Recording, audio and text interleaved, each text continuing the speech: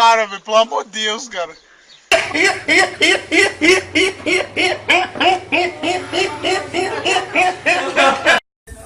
Bom dia, né, sabe?